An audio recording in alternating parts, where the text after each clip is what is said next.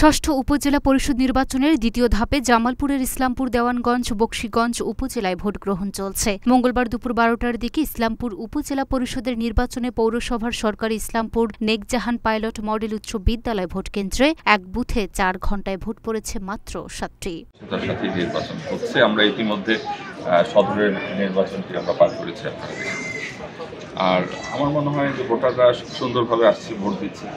কোনো আইন শৃঙ্খলা ব্যত্যয় হয়েছে এরকম কোনো খবর এখন পর্যন্ত জানা নেই। ইনশাল্লাহ সুন্দরভাবে নির্বাচনটি হবে। আমাদের সাথে নির্বাহী ম্যাজিস্ট্রেট থেকে শুরু করে আনসার সদস্য থেকে শুরু করে আমাদের বিজিবি আছেন, র্যাব সদস্যরা আমাদের সাথে কাজ করছেন। তাছাড়া আমাদের পুলিশের স্পেশালাইজড টিম, আমাদের এপিবিএন সব মিলে আইন শৃঙ্খলা পরিস্থিতি ভালো আছে।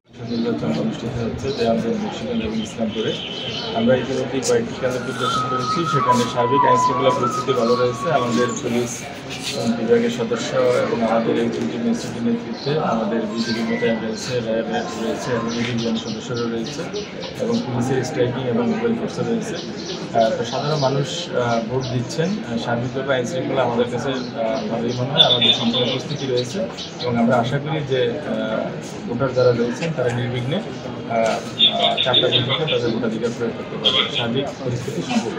ভোট কেন্দ্রে 6টি বুথে 4 ঘণ্টায় মোট ভোট পড়েছে 114টি। কেন্দ্রের ভোটার সংখ্যা 2300টি। এই বিষয়টি নিশ্চিত করেছেন সরকারি ইসলামপুর নেকজাহান পাইলট মডেল উচ্চ বিদ্যালয় ভোট কেন্দ্রের প্রিসাইডিং অফিসার মৃণাল কান্তি দাস। ভোট কেন্দ্রে কোনো ভোটার নেই। আনসার ও পুলিশ সদস্যরা বারান্দায় বসে রয়েছেন। বসে থেকে গল্প করেই সময় পার করছেন ভোট কেন্দ্রের দায়িত্বে থাকা লোকজন। প্রসঙ্গত ইসলামপুর উপজেলায় 93টি ভোট কেন্দ্রে ভোট গ্রহণ চলছে। মোট ভোটার সংখ্যা 2,68,419 জন। পুরুষ ভোটারের সংখ্যা 1,37,131 জন। নারী ভোটারের সংখ্যা 1,31,287 জন ও তৃতীয় লিঙ্গের ভোটার 1 জন। পুরুষ ভাইস চেয়ারম্যান পদে লড়ছেন 3 জন প্রার্থী, মহিলা ভাইস চেয়ারম্যান পদে লড়ছেন 2 জন প্রার্থী।